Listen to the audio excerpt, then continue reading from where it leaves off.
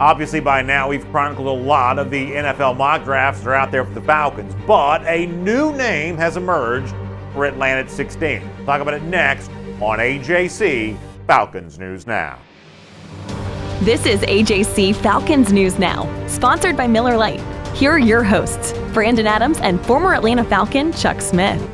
Happy Monday, unique visitors. My name is Brandon Adams. This is Chuck Smith. AJC Falcons News Now, sponsored by Miller Lite, the official beer of the Atlanta Falcons. It tastes great. It's just 96 calories. We're glad to have you on the show today. Getting ever so close to the start of the NFL draft. A lot to talk about with that. A little bit of a holding pattern when it comes to like the free agency stuff. You know, that's a fun topic as well, but until this like collective bargaining agreement gets ratified or whatever it is, you don't really have a lot of movement in that direction as of yet. So mostly draft for us on today's show, but the good news is we may be able to talk about some free agency here pretty soon as well. Mm-hmm. Yeah, and you know what, the free agency, there's still work going on. So one of the things is you're not hearing a lot, but there are agents right now, there are teams that are connected, you know, players that are also, listen, there are players that talk to other players. I just had a guy recently say, you know what, I've talked to so-and-so on the team. Okay, I've talked to so-and-so in Dallas. This kid plays for St. Louis.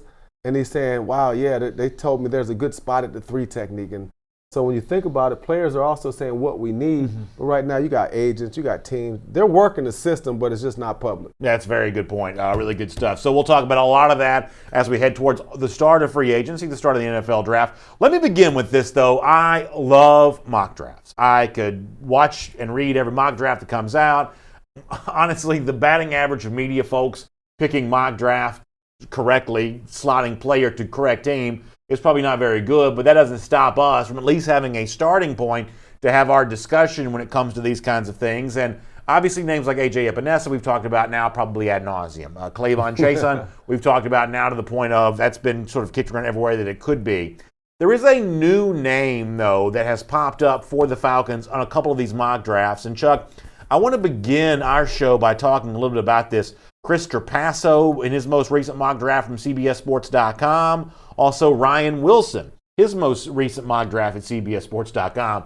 To give you an idea of how crazy like the mock draft world is, there are like at least 3 or 4 mock drafts from just CBS alone. And 2 of the ones that I just mentioned both have the Falcons taking the cornerback out of Florida, C.J. Henderson, with the number 16 overall pick. Does that do anything for you? Well, it fills a need. Yeah. I mean, from a sexy pick, it's not something that's going to make me go, oh, but you know, but yeah. That's not the point. A lot of picks that are successful don't give you the wow factor. I talked about it earlier this year. If you don't get, you know, a pass rusher, if you can't find, you know, the guy you want, go for the best available, but there's going to be a lot of defensive backs that are great players at that point. Because remember, this is going to be a quarterback early on, quarterback, and guess what? Offensive line. You know what I mean? So you're going to have an opportunity, but I like it. I have no problem with it. The Falcons feel a need, and you might not get the pass rusher. Maybe somebody can cover longer. Well, what I agree with, though, is what you said a moment ago. You said it's not the sexiest pick, and it's not because Henderson's not a good player. I mean, I saw him play a ton in college. Henderson's a very good player, but how good, though? You've watched him. Yeah, I mean, listen, I'm like not going to make 16th pick good. Yeah, see, that's the thing. It's like at the 16th pick, drafting a guy like this who you project as a starting cornerback in the NFL. To me, this feels a little bit like buying a washing machine. It's like you got to have one. It's a utility. You can't have dirty clothes. If you're the Falcons, you can't be out there, you know, naked in the cornerback spot. You got to have somebody that can play that position better. Henderson would seem to be that guy. Atlanta's had success drafting former Gators before. Keanu Neal, when healthy, is a safety pick that's probably worked out okay for Atlanta. But Henderson's just not exciting. If there's going to be a trend in the direction of a guy like Henderson in the 16th pick, either because Chason's too uneven on film, because Epinesa's stock is falling, because whatever reason you want to say for this, if C.J. Henderson's the new name we're going to start seeing projected to Atlanta more, all the more reason to just trade the farm and go up to number 2 and get Chase Young. I mean, to me, the presence of C.J. Henderson's name slotted next to Atlanta in mock drafts is all the more reason to trade up and go get Chase Young. This is not a sexy pick. It's not a sexy pick, but I want to just go ahead and say this. There's no way they could ever go up to get Chase Young. It's not possible. There's no way that. You just don't think Washington trade the pick? I just think the guy's he's a possible generational type of pass rusher. You can't. There's not right now. There's not enough picks because picks aren't guaranteed. But right now, this guy's looking like the surefire thing. But back to the cornerback, I'm cool with it. I mean, look at Oliver. We talked about his challenges covering last year. Yeah. You looked at his, and then we're going to talk about the physicality. But again, he's a young player that got better in the second half. Trufant, you already know you got to find something there. But my thing is this: when you look at the Falcons, when we're talking about getting a cover guy, I need a guy that can go man to man, and I don't want to hear shut down. Since Deion Sanders, ain't many shutdowns. We throw that name, that word around too much. I need a guy that can play man-to-man competently, meaning you will do the best you can under the circumstances of the call. You don't freelance, but if you got this guy, you got to make sure you're able to cover him, unless his name is, like a guy like Julio, Antonio Brown. But yeah. I'm fine with it. Yeah. I really am. I kind of agree with what Savio Sama says in our YouTube comment section, and I hope I pronounced your last name correctly, Savio. He says, Javon Kinlaw is probably the only player I think acceptable at 16. If not, trade back and get more picks. So let me ask you that along Savio's point of view here. I think that if Kinlaw were the pick, we come on the air the next day, I think it's mostly high fives in the comment section for Javon Kinlaw. But if it's anybody else, I think it's about 50-50 at best. And maybe every pick is 50-50, right? I mean, in terms of their likelihood of succeeding, they are all about 50-50. But I'm saying in terms of being celebrated as a good pick, maybe it's hard to find anything that'd be much better than 50-50. But I think that Kinlaw would be like 90-10. 9 out of every 10 people would be happy about that. But virtually anybody else, I think it's going to be as many people against it as for it. Or do you see it different? I think I see it differently. Okay. And I think people want to believe in the Falcons when it comes to drafting the defensive line, meaning they want it so bad. They want pass rush. They want Grady to have a partner, someone that can wreak havoc in the middle, but also to help Grady, to help the defense. But I just think this pass rush situation thing has gotten so bad that the Falcon fans are hoping that Kinlaw comes in here and rush. Yeah. I like it. I think it's a win-win if the Falcons could happen to, move up. Now, here's what I will do now. Mm-hmm. I might position myself if Kinlaw's starting to get, 7, 8, 9, gets around that 10, 11, then maybe consider giving up a pick, maybe to move up and get him. But I'm not going, if he's in the top 10 all the way down low, 6, 7, 8. But I think he's going to be there around 11, 12. I really do. Let me ask you a complicated question about Kinlaw, and I hope I can phrase this the right way. If you had to think about him in terms of like a pie chart or a percentage, what percentage of him as a player is interior pass rush, and what percentage is kind of like run-stopping nose guard? We've heard it said that he could play some nose guard, he could play some 3 technique, he could play some things like that. If you had to think about like when you value him as a player, what you've seen from him, is this majority a run-stopping defensive lineman, or is this a majority interior pass rush type guy like what Quentin Williams was supposed to be coming out of Alabama? I mean, which of those, I guess, two wildly different scenarios is the most accurate reflection of what you think that Kinlaw is as a player? Run stuffer, pass rusher in development. I think he's more of a guy who's, better stopping the run, big, massive guy that can knock you back, get you off the line, plays great technique.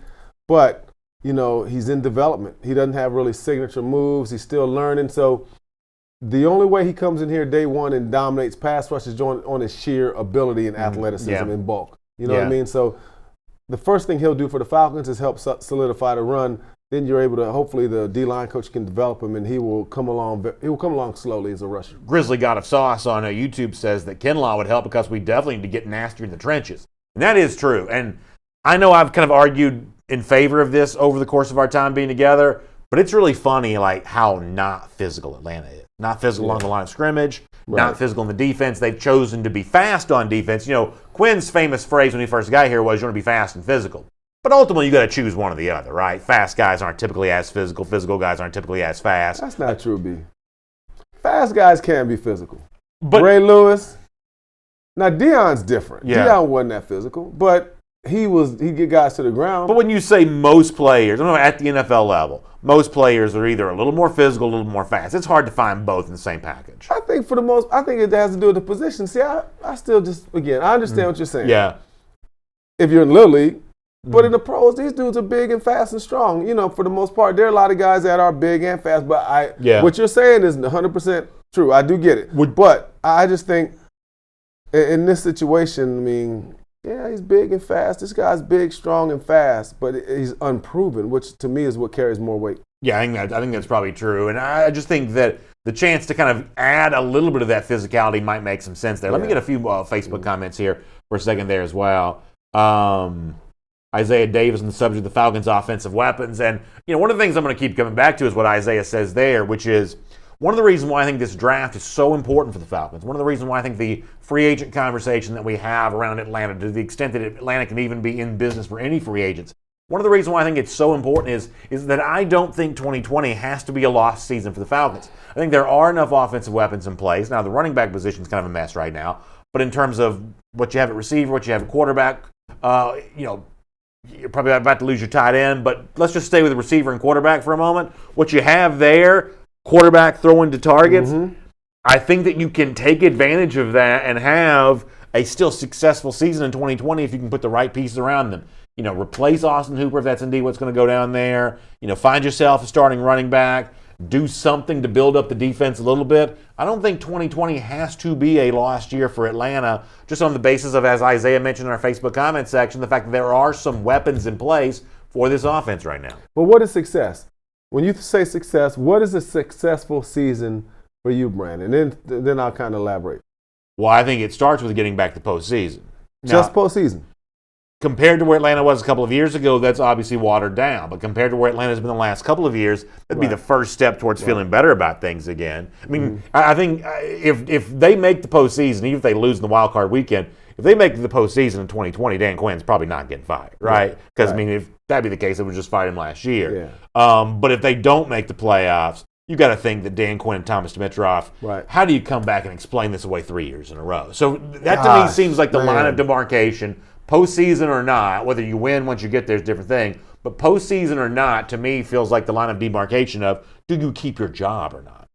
I know, and what you said about the job and about the wild card and not making it makes me, it's troubling again, because I need to hear what you said so I can elaborate. Please. Man, it seems like we're in a rebuild. Yeah. I mean, what you just said just really is like a rebuild. You know what I mean? And you're looking at, they don't go to playoffs, we already know what's going to happen, right? Even if they get to the wild card, is that good enough? So to me, if we're satisfied, if Dan comes back and wins a playoff game, gets to the playoff game, and everything is copacetic, and we just continue to stay here, we're rebuilding. Yeah. We're rebuilding while we got two of our greatest players in Julio Jones and Matt Ryan in here. So that's the frustrating thing. And then something else we talked about earlier is the amount of guys that we got to fill. I mean, it feels like, again, a rebuild when my mindset and the Falcons' mindset, our fans, this is like, it's time to win the Super Bowl. You know what I mean? It's like you're divided. We got all these great legends. We got all these young gunners. You know, Grady. We got Ridley. We got Julio. We got all these guys over here. Then on the other side of the fence, you got all these positions to fill. You know, and then like, what is going to be good enough for the Falcons organization moving forward? Because I know the fans and myself, I want to see these guys get to the Super Bowl and win it. Well, it's one of the reasons why I made the case of, based on what I think is available for Atlanta at 16, why not argue for the Falcons trading up for Chase Young? And I understand your point. You say, I just think it's like a pie in the sky. Yeah, I think it's. And I totally understand that. But the reason why I've argued for that is because of the point you just made. There are so many spots where the rebuild can feel, apart from quarterback and wide receiver, which I think Falcons fans should still feel really good about. Beyond that, there's some position groups where you admittedly should have some real trepidation. I totally get that. However, if you had the game-changing player coming out of the first round of the draft, if you had something like that, the kind of person that could be just a wrecker like what Chase Young is, all of a sudden you don't have to be perfect everywhere else. You know, if a guy like that's getting off blocks, getting into the backfield, all of a sudden you don't have to have perfect corners, perfect linebackers, perfect everything else. You can get away with an imperfection somewhere because a guy like Chase Young just covers up so many blemishes. It's like that fancy makeup you wear before you come on the air. You know, just covers up the blemishes. You know, I've been wearing my makeup lately. And I know these high-def TVs, I mean, these cameras ain't really doing me no favors. I started to show Listen, trust me, I know that. Yeah. I'm going to need to get some airbrushing for mine as well. I know, you ever watch like those? my secret to my smooth skin. Put some Vaseline on the camera so it doesn't like, nice little soft lens. You don't get too close up here. That is so funny, you know, but I'll tell you one thing Chase Young would do, though. Now, the one thing you kind of talked about, it would absolutely set the Falcons fans in the city on fire. That's what I want, man. I live for that. I get that. I live for that. I love the idea of the whole city talking about something. Yeah. I mean, because you know this. I mean, like you're probably like me. I don't get out in the streets as much as I used to, but when you are walking around or whatever, and you know people are talking about the same thing. Everybody's got like the Chase Young gear on, stuff like that. I just love that. I love that. He's a beast. Frankly, the Falcons need to take that back from the other team that Arthur Blank owns. I'm not anti-soccer. I'm not anti-Atlanta United. But the same way you walk around in Atlanta and you see the United gear on everybody, nothing wrong with that. I got no problem with that whatsoever. I'm not personally a soccer fan, but it's not a problem that you see so much United gear. But if you're the Falcons, you're going to be asking the question, how do we get some of what the United seems to have? Everybody's got the United gear all the time. You know, you drive up and down Grant Park, you got the United flags hanging from people's house. You know, how do you get the Falcons on that corner? How do you get the Falcons in that kind of top of mind stuff? I like Chase Young's how you get there. Yeah, and Chase is a start, but initially they came in and won. Yeah. I mean, here's a different thing. The Falcons' history also beats them up a little bit. You know, fans are like, oh, we're living in history. You know, we didn't do well. You know, this is kind of, you know, we got a history of losing overall, you know what I mean, for the most part when people think of it, because you won the Super Bowl. Sure. Now, the other team, Atlanta United, they came in fresh and brand new with this new era of advertising. Yeah. You know, so the Falcons, if they started fresh today, I mean, it would, you know, you'd feel the Benz, things like that. That's a fair point. But then the United came and won the world champion. I mean, you know, the MLS, Soccer Cup or World Cup. And they're hot. You know what I mean? And I'm going to just tell you, it's just like it fuels the fire. If you've ever been to one of those games, if folks here watching, if you've been to one, it's like, wow. I mean, it's just overwhelming. It's like college football on steroids. Now, I've seen some college games. This is beyond college games. I mean, just the booming and all the chanting, it never stops. Yeah. You know, so, but listen, if the Falcons win a Super Bowl, you create a generation of new fans, right? So then you win, you carry them on over, you know. But so that's great. It's tough till you win. It's AJC Falcons News Now, sponsored by Miller Lite. Miller Lite, the official beer of the Atlanta Falcons. It tastes great, and it's just 96 calories. Now, speaking of Chase Young, so Thomas Dimitrov, the Falcons general manager, was on 92.9 The Game going back to Friday. Now, the question specifically here is not about Young, but it is about trading way up. And obviously the insinuation is for a player like Young. And I thought that Dimitrov gave an interesting answer. D-Lad wrote about this at AJC.com. This from the 92.9 The Game interview. Let me read Thomas Dimitrov. He says, I understand the conversation that's been circulating. I get that. We did make a big-time move for Julio Jones way back when. I've always been taught through my years of growing in this business that the general manager and the head coach know the team better than anyone. The core of where you are, team building, how you project moving forward. We spent a lot of time back in 2011 analyzing our situation, knowing where the organization was. This is Dimitrov from 92.9 The Game. Of course, knowing the talent we had, knowing where the contracts were, and the length of contracts, it takes a lot of research in that way to decide whether you're going to make a once-in-a-career type move, which is an interesting way to describe that. Now, as we can say, when that was May, that was in 2011, that was 23 years into a career. Careers can be 10 years, 3 years, 4 years, who knows. Organizationally speaking, Dimitrov goes on to say, you don't make a lot of those moves all the time. They are really thought-out decisions. When you find someone that can be a massive difference maker within the league, within the team, and you feel like your roster's in the right place, you can potentially give up some of the so-called, he calls it booty, to use the pirate phrase. He said what? He calls it booty. You've heard that, you know, pirate booty and whatnot. I actually haven't. He says you can give up the so-called booty that you need to give up. That just don't come over. I mean, how can that be anything? I don't know about the pirate talk, but some of y'all know what that is. Where I'm from, it's just like a different way of saying that. I'm just saying. No, I understand. Trust me, I understand. He says that you give it up to get up there and make those plays. You have to be very, very comfortable with where your team is as far as the roster and such. That you have to be comfortable with that. You have to be very strong, understanding of where your team is going to be into the future. So obviously kind of tiptoeing up there to the notion of it is dadgum expensive if you want to move up and get Chase Young going up to the number 2 pick right there. So he's obviously aware that it's out there. As he says, he's done that before. They felt comfortable doing that back then.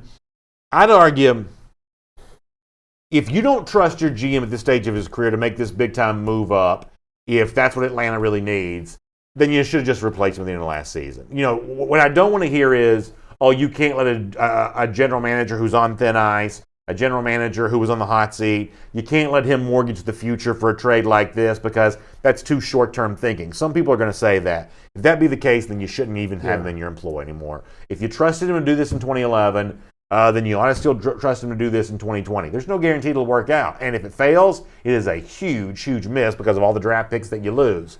Yeah. But you know what? Given the need you could fill, given the excitement you could generate, I'm going to keep saying it. That's the move I'd make right now on the basis of what I think Atlanta would do at 16 if it stayed there. Yeah. Well, part of looking at it like this for me is the guys that are going to be in, making this decision. So now, they got a lot of different levels of expertise up there. You think about, remember, a guy we're forgetting about who's now working in conjunction with Thomas and Dan Quinn, Rich McKay. And you like McKay a lot. I love McKay. I really like what Rich does. And then another name you want to throw in there is Phil Embry. Okay. Right? Who was at Auburn on Friday for the pro day. Exactly. So thinking about it from this standpoint, I just come back to the guys who know this roster.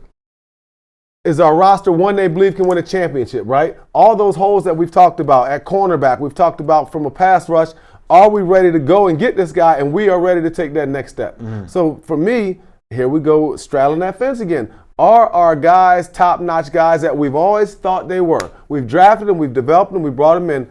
Are they who we are? Will Takk come out and be good enough? Do you believe in your medical staff that Takk's going to get healthy? Yeah. There's so many different layers to this, and not everybody's looking at it like that. So this is where the great organizations make the right decisions because they know not just the personnel, they know the guys that are coming back. They know the guys how healthy they will be. And you're projecting Lindstrom, McGarry. There's so many things that go to this. If I'm going to get Chase Young, if I know right now I'm where I need to get to a Super Bowl, I'm going for it. If I don't think so, I'm saving my draft picks and I'm building like we're doing like we're doing a rebuild. I think the problem here is that you've got, I'm going to take a bunch of comments after this, I promise. Okay. You've got like a contradiction, right? On the one hand, part of the organization seems like it should be in rebuild mode of, hey, stockpile talent, get them young, get them cheap, build them up, turn this into a deeper roster. But if that's the way you wanted to go, then you shouldn't have paid Julio Jones $9 gazillion before the start of last season. Right. And I say that as someone who's got immense respect for Julio Jones' career. But rebuilding team, re-signing a wide receiver to a, lifetime type contract, that's not what a rebuilding team does. That's wasting your salary cap space on someone. You're not winning a Super Bowl on a wide receiver alone. You're just not doing that. So, you gave Julio Jones this huge lifetime contract as a way of thanking him for his service. He's obviously still a really good player. So you're either the win now team that's signing receivers to big contracts, or you're the build for the future team. But you can't be both at the same time. Otherwise, that really is just sideways energy. I'm leaning on build right now. Listen, you got all these dudes, you got them in their prime, build right now. Go if it's Chase Young, I don't know who else it is, I don't know who's going to be on their board, go get them. If you want, this is not to me a 2-3 year window because, like you said, transition happens quick in the NFL. You got your draft picks, you got your O-line, right? You got your quarterback, you got two great receivers, right? You got defensive, you got two guys you drafted, right? You got Takk and Grady is who he is. Deion Jones at linebacker, so he's a Pro Bowler. Then you got in the secondary, you got Trufant. You hopefully get Keanu O'Neal back. So to me, the way this team is structured, it's a win now. Yeah. But the guys haven't played up to a win now, so we're having to evaluate them in a way that's not how they were drafted. Yeah. And we've seen flashes of all these guys that I want to believe in, and I'm going to lean on and believe in them because the roster we have, I believe, is talented. But are you really talented if you don't play up to that potential? That is the big question. Will they play up to their potential? Gary Reed Jr., by the way, we should point out, not everybody's on the Chase Young bandwagon here. He says, we're not getting Chase Young, just stop it. Drew Roman says Chase Young wouldn't make us win the ship anyway. So not everybody's necessarily on the Chase Young bandwagon here, should be pointed out. Anthony Wright says, going back to the subject of if Atlanta's rebuilding, he says, we're not rebuilding, we're reloading. So he's feeling pretty good about things. Iron Mike on the subject of Takk McKinley's dreads. Whatever happened to Takk's dreads? They're still swinging. Oh, man, that's tough. Shane Elliott says, BA, out of the last 10 years, how many of the top defensive ends coming out of college have been a buzz? I think the percentage favor they will hit if they trade for Young. So there you go. That's an argument in favor of the Chase Young thing. And I think that unfortunately you never know for sure how it's going to work out because, the presence of any bus is going to make some people feel a little nervous there. It's just a matter of, I'm not going to play to lose in a situation like this, right? I'm not going to worry about what can go wrong. I'm going to think about what can go right. From that standpoint, it seems like Shane Elliott's kind of on the same page on that. Iron Mike also brings a pretty good point. When it comes to situations like this, hard to forget that Dan Quinn, Thomas Dimitrov, when they spoke at the NFL Scouting Combine not too long ago, were also not exactly on the same page in terms of Takk McKinley and that fifth-year extension or whatever. So this is still a group that I think is kind of trying to figure out what its message is going into this offseason of, that was not a good moment. Ultimately, I think it was just more of a misspeak than anything else. But admittedly, that was a cross signal in terms of, is he getting the fifth-year extension or is he not? I think that Mike's probably right about that. It was not a great look for the organization when that went down. I feel bad for Takk McKinley. When Vic Beasley left, all that weight jumped right on Takk because the expectations for Takk were off the roof, just in the sky, literally sky high. And now he hasn't lived up to what, obviously, he said and what the Falcons thought. Man, that's a tough one. And this is the thing that's crazy. And it just, again, it's perplexing to me.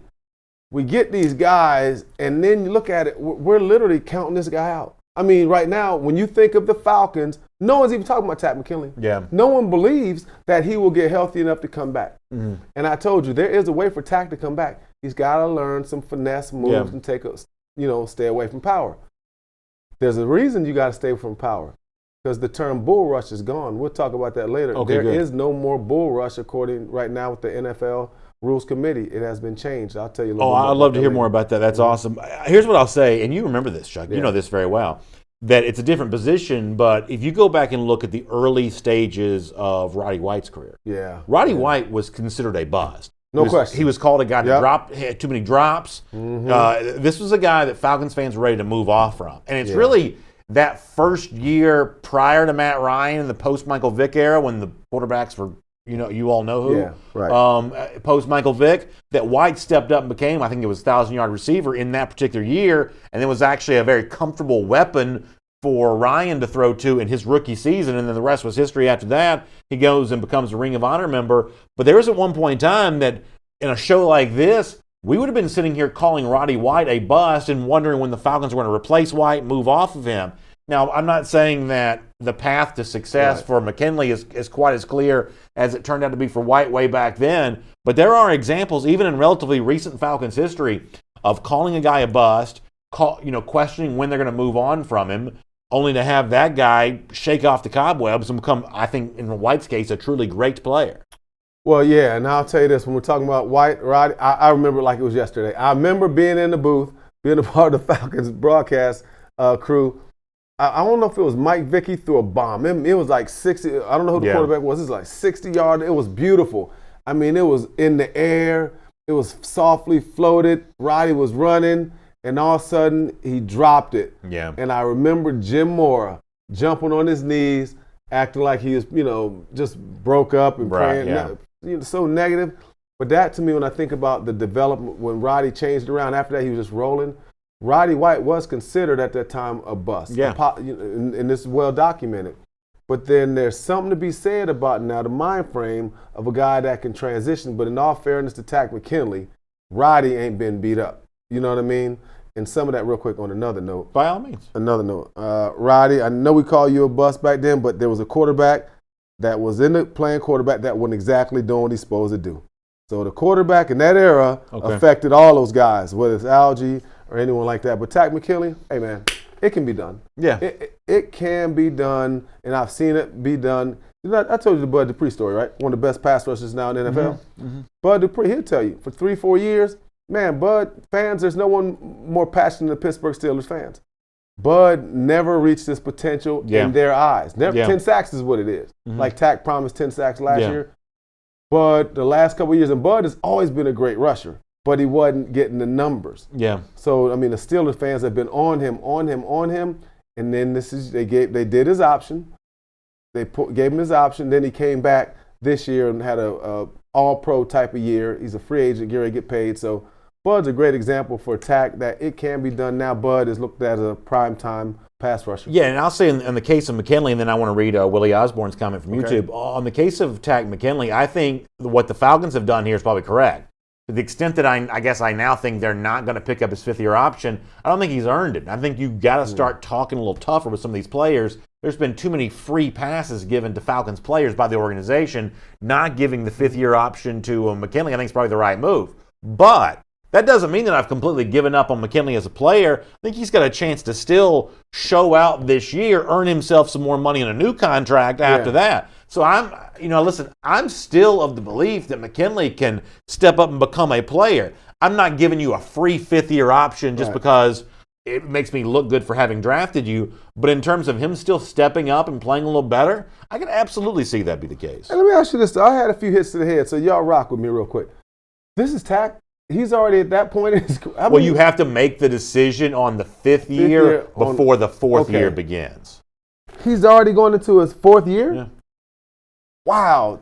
Man, he's rolled. I mean, golly, that's unbelievable, man. But, man, I'm pulling for Takk. You know what I'm saying? Because I want to be able to put the gorilla emoji back up there on his Twitter, right? Bad joke, right? No, but nonetheless, we talked about that on Friday's show. I like Takk McKinley. I love, the drive in him, but the fans want production. It doesn't matter. When Takk becomes a 10-sack player, that's the start. You got to get double digits, then you got to try to continue to get them. So Willie Osborne in our YouTube comment section was talking about running back. Let me shift gears and talk about that for a moment because he says he really wants to see Atlanta take a running back with that second pick. Now, here's the good news. I won't mention Chase Young anymore, but here's the good news.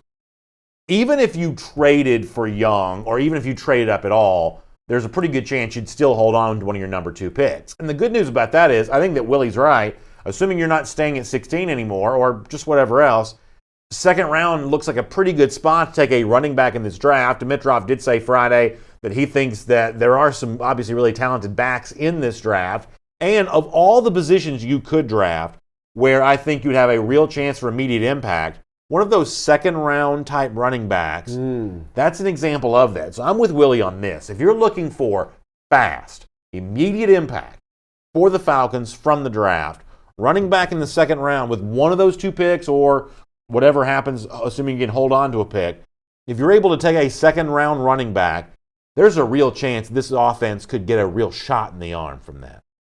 No question. A young guy that can take it to the house, that's what we need, explosive plays. The Falcons, and they talked about it last year, we didn't have enough 20 plays or more, explosive plays. You know what I mean? Somebody just take it to the house outside a few times when Julio got it.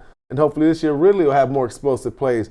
But I agree with you on that. Listen, if we can find a running back listen, here's a question. At the time when Alvin Kamara came out, he wasn't the first rounder. We know he's a first round talent. But let me ask you this. Now, we talked about this last week, but it wasn't Alvin Kamara. If Alvin Kamara was on the board right now at 16, would he be a top 20 pick in the NFL? Oh, yeah. No question. You see what I'm saying? So let's not say running back can't be drafted. Well, I've already told you before, I'd love DeAndre Swift at that 16th spot. So when I look at it, you're right. Yeah. So DeAndre Swift, I can see that. You know what I mean? But let me tell you, as crazy as it sounds, let me just go off maybe the rails right here. This is a dynamic class of wide receivers. They say it's the best class of wide receivers of all time. Wow. The best. Wow. The Falcons did get Ridley. How about that? Listen. That's quite a thing to think about. But let me tell you this, it could be a surpriser. Think about all these quarterbacks now. What's the guy, Love, who just came up? Was it from Utah State? Jordan Love. Think about all these quarterbacks. Well, how cool of a name. I wish my name was Jordan Love. You know how much cooler I'd be if I was, hey, it's Jordan Love. Brandon Love? Just Jordan. I mean, I'd take Love as the last name. It just sounds kind of cool. What about Jordan Love? Just sounds like such a cool name. You can do what you want to do. Call yourself, Brandon Love here on AJC Falcons News now. Hey, it's Mr. Love, everybody. Let me tell you what I do love. I love the fact that there are going to be a gang of quarterbacks. So now you got Love there. What's the guy's name from Oregon? Justin Herbert. Justin Herbert. Now you got Tua that's going to be in the top 10. Yeah. So think of these quarterbacks to start coming down. Now you got 2 first-rounders at offensive tackle that are supposed to be, again, this is supposed to be a special draft, next generation for big guys. So now you're sitting at 9 and 10, so 8, 9, and 10, and all of a sudden that guy from Auburn starts floating back. It can happen. It can happen. Wow, Aaron Donald win it, was 11 or 13? I do like Derek Brown as a player. I like him a lot. It can happen. Now, okay, let's give up our second round and move up. So, listen, it wouldn't surprise me the way this draft is set up. Go look at your mock drafts and see where the quarterbacks are and these offensive tackles. Derek Brown, you just never know. You just never know. I want to read our Archangel's comment on YouTube because I think this is an important point to bring up. He says, we have too many needs to give up a lot of draft picks for one player like Chase Young. I'm sorry. So let me make just one more point about this, and then I'll kind of let it go for at least for today's show. This is not a commercial, but have y'all ever played daily fantasy before? Like, one of the strategies for daily fantasy, when you're drafting a team and you've only got so many dollars to spend, you know what daily fantasy is, right? Okay. Yeah. So you got to sort of put the best team together you can. And, like, one of the theories out there is you should do a stars and scrubs team. Have you ever heard this before? Mm-hmm. It's like you don't have enough salary cap dollars to put a star at every position, but maybe you get the most possible points by a combination of stars and scrubs. Yeah. You get the best handful of players you can, and you put scrubs, so to speak, and I'm just saying euphemism, but that's like what it's called, a stars and scrub type philosophy. I think for Atlanta, because it has so many needs at so many spots, we've read them off before. Defensive line, cornerback, left guard, running back, about to be tight end. Atlanta's got so many needs that you may not be able to fill them all in this offseason. So what do I say about that? Well, how about adopt kind of a stars and scrub mentality of you don't have 11 perfect offensive players, but you've still got a franchise quarterback. You've got a great collection of receivers. And when it comes to Ridley and Julio together, that's as good a pair as you're going to find anywhere. Draft yourself a really good running back. All of a sudden now you've got some stars to make up for some deficiencies other spots. Same way on defense. And about the only defensive position where the stars and scrub things really works is if you got a game wrecker coming off the edge to cover up some blemishes other places. You can say it's faulty logic if you want. You can disagree. But that's my argument. It's about creating kind of a stars and scrub mentality of the best possible players to cover up for your weaknesses and your holes other places. Yeah, but it might not have to be Chase Young. Sure. That's fine. I mean, there have been pass rushers in the last couple of drafts and guys that have absolutely been studs, you know. I remember years ago, he's a good pass rusher. I think he got 7 this year. Stephon Tuitt was second round. You know what I mean? Mm-hmm. This year, Max Crosby. And I keep talking about Max, but I just think there's a lot of value in this draft. But for me, this is the most challenged group of pass rushers that we've seen in the last 5-6 years. There's not many worthy of the number 16. Octavius Yeoman's got a really good comment on Facebook. I want to read that. It's AJC Falcons News Now. It's sponsored by Miller Lite. Miller Lite's the official beer of the Atlanta Falcons. It tastes great, and it is just 96 calories. Before I get to Octavius, let me set it up this way. So Dimitrov, same interview, 92.9 from Friday. D-Led also writing about this, the AJC. The notion of what's been kind of called salary cap hell, Atlanta not having enough free agent dollars to kind of go around here, not even enough to re-sign its own players the way that it wants to. And what Dimitrov says about this, let me read this to you. He says, take this the right way. I was doing my own research on the definition of hell, and it's perpetual fire. We talked about booty and hell on today's show. I'm not quite sure what that means, but nonetheless, he says, we're not in an unending or perpetual fire situation. And that's not F-Y-E, fire, that's fire. He says, we're in a situation as I... Okay. That's a good one, as my kids say, fire. I appreciate that. We're in a situation, as I alluded to earlier, when you spend money on the people that you're spending money on, you're in a situation from year to year where every year is the same in the sense of we really look at our players. I'm not sure what that means, but he goes on to say, we look at where we are spending our money and we try to decide how we're going to adjust. Sometimes it takes more creativity. In a year where you sign a lot of players to high contracts. All right, let me just stop this for a minute. See Deion Jones on there like he's praying just to make sure he's not going to hell. He's going to heaven. That's exactly right. Yeah, you see the fire in the background, but those are not the... Oh, that was not... I like that, Mike. That's why you the man. That's why he pay you the big bucks. Very important to note, those are not the fiery flames of hell in the background of the Falcons as they run on the field there. That's very well done by our producer, Michael Carvel. But nonetheless, Dimitrov says we're not in salary cap hell. We may have to be creative. We may have to make our Christmas gifts this year because we can't afford to buy any, but we're not in salary cap hell. You buying that or not? No. Right now, the Falcons have already they couldn't take care of Hooper. Whether they take care of Devondre Campbell or not, we'll see. But, man, they put themselves in a tough situation. Wow. I mean, just think of all the big contracts they have, and you got to pay guys. Some of it came with, to me, it was a little bit of public relations where you got to sign this guy, But Falcons in a tough situation because my opinion is this: it's win now. You just got to figure it out. I don't know, figure it out. And I know it's easy. It's harder than just figure it out. You got to move contracts around. I mean, you got to maybe do a Tom Brady. All right, I'll give some money back so I can get here. You know, I'm not big on necessarily giving stuff back, but maybe they'll do it. Yeah, listen, I mean, I ain't giving nothing. Honestly, nothing back. I'd love nothing more for us to be talking about a winning team here on this show, but if it's at the expense of giving back money they promised to give you, my advice to one of the Falcons players would be like, don't do it. Don't give that money back. Well, in this situation, I'm on the other Julio, side. Matt, whomever else. Give back, Matt. I wouldn't, but he already got way more money than me. Way more. That's a fair point. Octavius Yeomans, I 100% agree with this. He says it's time for Dan Quinn to develop our young talent. So whether you're in a salary cap hell situation or just, as Dimitrov says, a creative salary cap situation, one way or another, the best way to alleviate that is take the players you have and I'm big on that. Turn a 6 into an 8. Turn an 8 into a 9. Yeah. Try to find a 9 you can turn into a 10. You know, aggregate gains from the players on this roster, that to me is one of the best ways to alleviate the whatever salary cap issue you have. You can't afford to re-sign Austin Hooper, it seems like, and you may not be able to afford to re-sign Devondre Campbell. We'll find out about both those guys, but there's at least a possibility that's true. So you've got some kind of issue you're dealing with. So as a way of offsetting that, develop somebody. Go out there and coach somebody up. I think that Octavius is making a pretty good point on that. Mm-hmm. I think it's a great point. And that's how I feel. I'm not big. I don't expect us to get Chase Thomas, nor do I really care to get him, right? If we could get him, yeah, but I'm not tripping on that. Because it's about development. Guys develop their players. Because I'm going to tell you another guy I love, another Chase Winovich, right? Mm-hmm. From the New England Patriots. Yeah. Came out of, Michigan. He was a defensive end, undersized. And he goes to New England, he's balling. He was developed in New England by Belichick and his great staff. Development is huge. I need him to develop. You know what I'm saying? So when I watch guys like Takk, I watch guys like Vic, the development of Grady Jarrett is because he's putting in the work. And I'm not saying those other guys ain't putting in the work, but I love that they developed Grady. Yeah. You know what I mean? They've developed Deion Jones, but gosh, man, you're right. And we never, listen, most of the time, coaches aren't held accountable enough. Mm-hmm. In college, they are.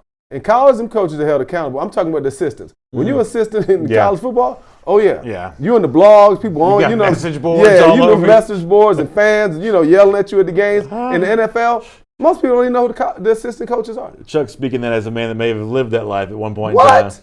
Man, hey, look, mine was CCS, Coach Chuck Smith. Man, they tore me up in Tennessee. Listen.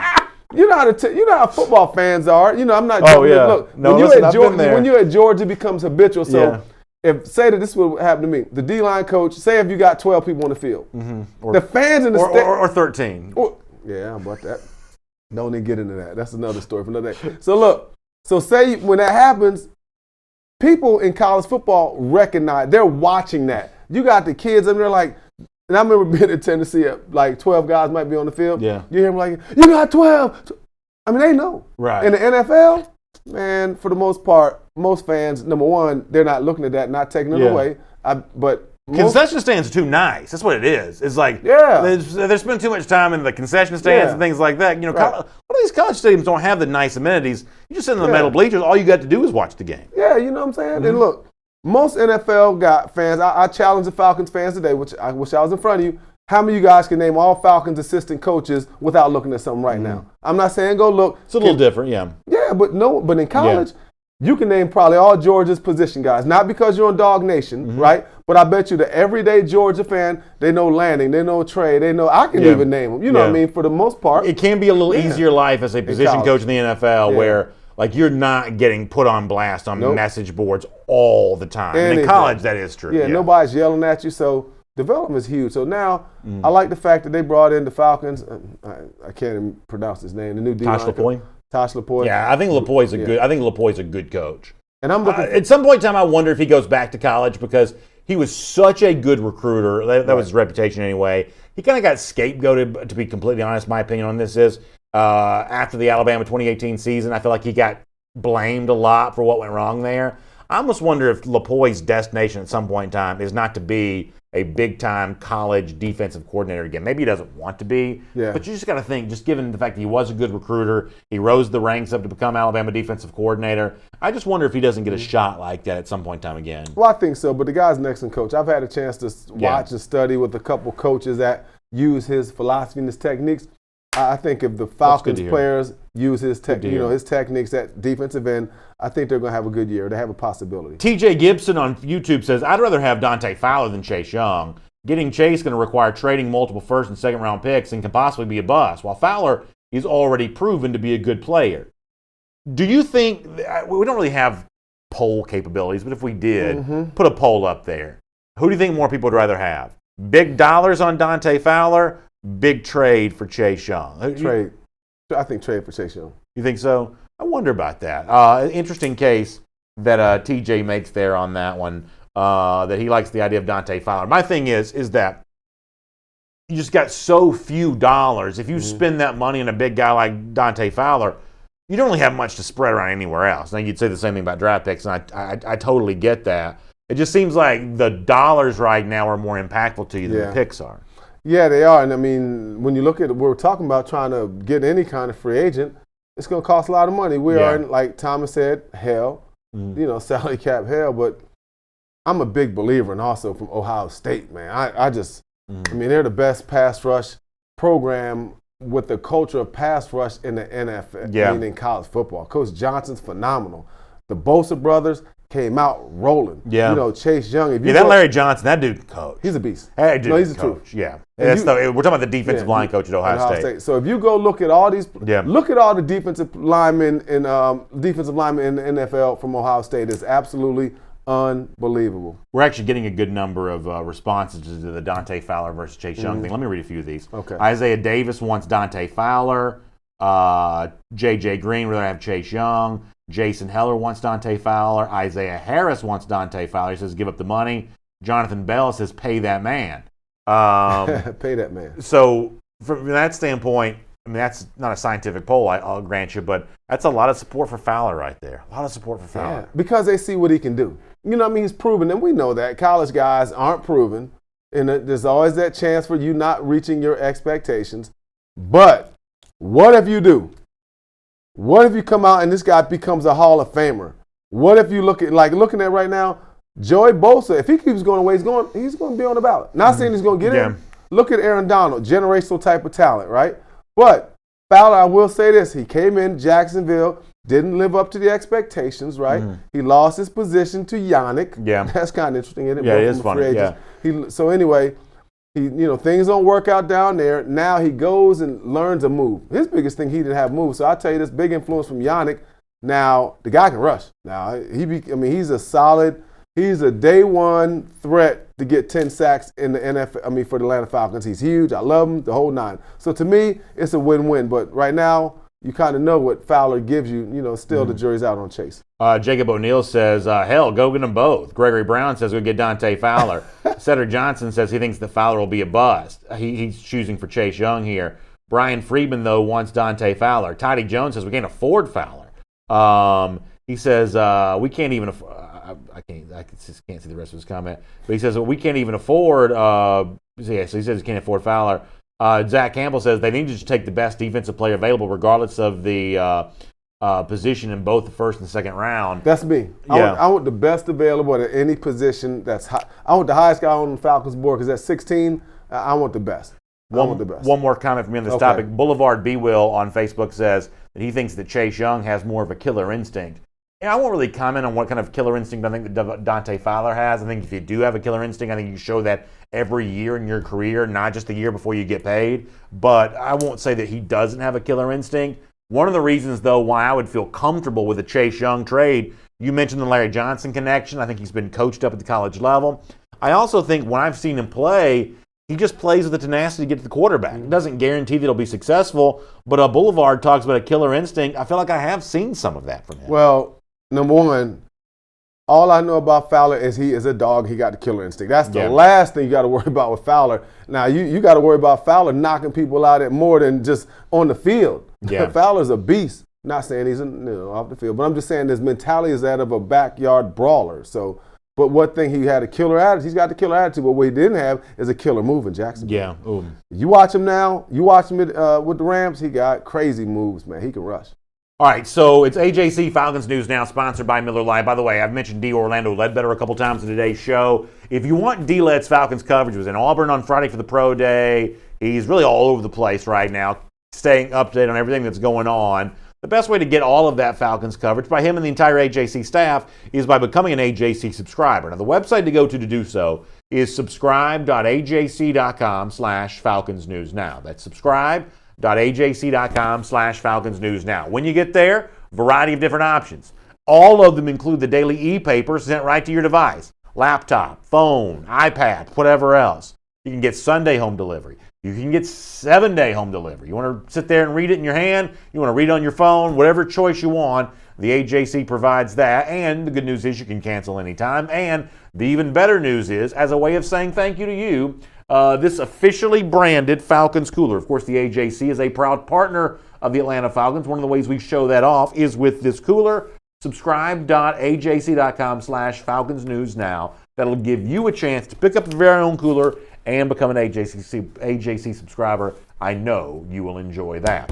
All right, good stuff here today on AJC Falcons News Now, presented by Miller Lite. Let me talk about something else that appeared at AtlantaFalcons.com over the course of the last couple of days, and that's the future of the Falcons at the left guard spot. And I thought that Thomas Dimitrov had some interesting things to say to AtlantaFalcons.com about that, on the subject of what they currently have and maybe an allusion to what they might do.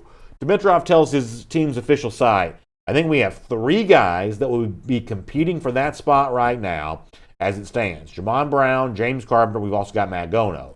We've got some guys there that I think definitely have ability. Went on to praise Gono for his size and some of the things that he can do. Obviously, James Carpenter is a guy that started there a lot for Atlanta thus far, but when you go back and listen to Arthur Blank a few weeks ago, one of the issues that Blank mentioned by name is left guard. We saw Atlanta address the offensive line with 2 big draft picks a year ago, Lindstrom and McGarry. I guess here's my question, Chuck. Mm-hmm. Do you think it's more likely that Atlanta's starting left guard for 2020 is currently on the roster or not currently on the roster? I think he's on the roster, and I think it's going to be Brown, personally, because he's been paid. These guys have already gotten big-time salaries for where they were in their careers at other teams. So we're talking about going out and getting a pass rusher, a Fowler or whoever that may be, or a Robert Quinn. But you can't go out and get another guy. You can't go out and pay another high-priced guard at the guard position. It's time for him to, number one, fit in as far as how things work as an offensive line, because what I'm trying to say is an offensive line, they work together. This is usually not, where one guy makes that big a difference, but when you got 2-3 guys getting whooped, I mean, again, we keep talking about that guard position, but, them dudes had a rough year, so I just think it'd help if everybody gets better. But there's no way they're going out and get money. I think Brown is the guy, and hopefully he'll develop. I just think that if you're having to go out and replace a left guard after replacing the entire right side of your offensive line a year ago, I mean, at a certain point in time, as some of our commenters alluded to, that's just too many needs to try to fill. I mean, you're more Brown. For some reason, Gono's a guy that I'm got some intrigue in. That's not a prediction on my part, just someone that I'm interested in and intrigued about. But you'd like to think you'd be able to solve this with your left guard. I'm sorry, with the left guard who's already on your roster. You hate the idea of whatever free agent dollar pool you have, whatever draft pick pool you have. You hate the idea of having to, get someone else. Yeah, get someone else in that same spot. You hate that idea. I agree with you. See, again, you made this point, I don't know, earlier in the year. Man, look how many first rounders and top guys we got on the O-line. Yeah. The O-line is finished, in my opinion. Should be. It is done. We don't need to worry. Matter of fact, we shouldn't be talking about the O-line except they're getting better in camp. Not that we're bringing in another guy. Not that they're working out another guy. So, I mean, to me, that's not even really a conversation, in my opinion. You got the guys. Step up. Here's what Dimitrov said about Gono, AtlantaFalcons.com. I think it's pretty interesting. He says, Matt's a big dude. He moves well. He's got a combination of athleticism. He's got a feel that looks pretty natural about him. Listen to this now. He needs to continue to focus on things, and we think there's definitely an upside there. This is an important year for him. Anytime you start getting out of that second year, we have to start looking and say, okay, is this a guy an heir apparent at a certain spot? Wherever that is, whatever slot it is, and will there continue to be growth opportunities for him? And we do believe so in that area. So I think that's true. This is a summertime to kind of show that. When those mini camps start, when that's hot practice starts in July or whatever else, if you're a guy like Gono, you got to step in there and play. You're exactly right. But here we got an issue for Brown. Did they say anything about Brown? Well, he may not have been asked about him. I'm just reading here. Okay, because I was about to say, it sounds like the position's already filled. I'll give you one more. Well, no, he may have just been asked about that. I'll give you one more quote from Dimitrov. He said, what I would say is we're always looking in free agency. This is about left guard. We're looking on the market. We're looking on the street during the season. It is really difficult to have a group of offensive linemen. If you're keeping 8 to 9, it's not easy just to go out there and pick a guy off the street and say he's going to start if someone goes down.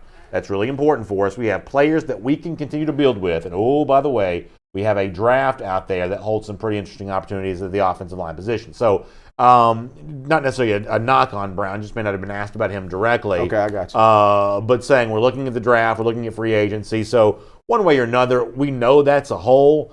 I think if you're a Falcon fan, I think a best-case scenario is to think that someone could perform well enough during the offseason to earn that job, to keep you from having to focus on that when you've got so many other spots you're trying to fill. But again, I'll tell you, why not, excuse me, number 16. You're filling the need. Again, I know we got other positions, but if you have to stay at 16 and your highest guy on your board is literally the guy and you can't, you're still filling the need, we'd love to get D-line. To me, I'm going to the best available. So if the best available is some dominant offensive lineman that comes, I got to take the best available, and that's what I believe in. Peter Pickett agrees with us. He says, right, you spent too much money in draft picks last year to worry about the offensive line again. Our main focus ought to be shoring up the defense. And I think that's so true in the fact that if you drafted 2 first-rounders a year ago, make some sort of substantial move for left guard this year, if you don't have the best offense on the NFL, then what are you doing? I mean, that's a lot, especially when you got massive veterans like Mack and Matthews, in the other 2 spots. You're right. Again, I'm just saying best available. Yeah, I know what you mean. If you got a guy that's, number 7 on your board, who's a, offensive lineman. By the way, you see Andrew Thomas, one of the guys that will be a first-round I like that, big lineman. And thick, you know what I'm saying? Just wide body, coming off like a big hippopotamus. That's what I want, a wide body. Yeah. You know what I mean? So I love this kid. But look, if there's a guy like that. I don't think Thomas is a fit for Atlanta, but that's a first-round offensive lineman, though. Well, he's an edge guy, right?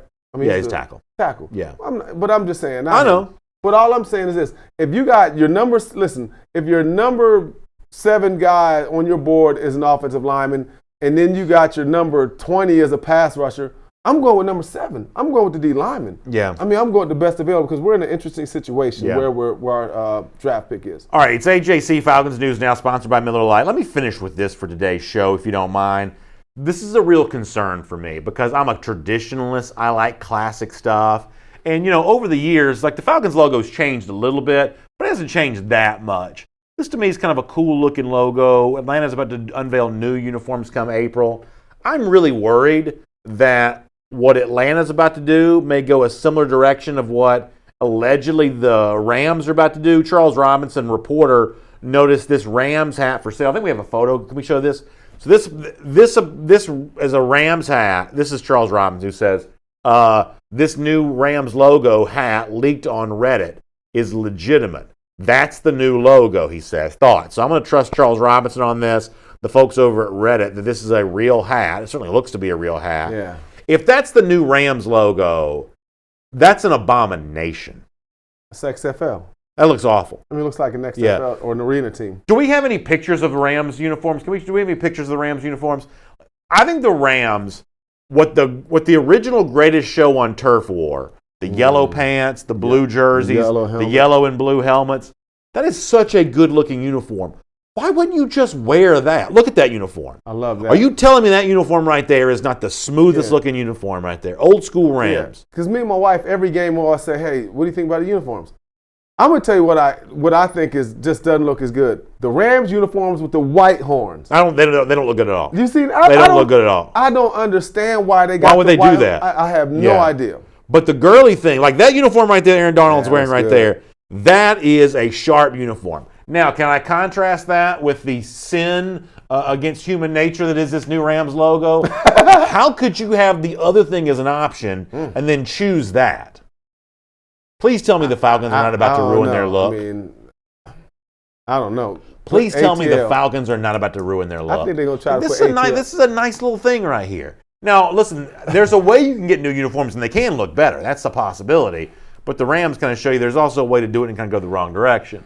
don't ruin your look if you're the Falcons. That's my only piece of advice. I'm kind of excited to see what they come up with. I'm excited about seeing them, too, because I'm like you. I do like uniforms. I just like seeing who's wearing what. Yeah, I'm changing them up. Fans get excited. You know, you got them traditional teams. You know, Green Bay, Pittsburgh, that don't change. But I like to see the Falcons. Chris Slim White says that hat's fire. Is that fire to you?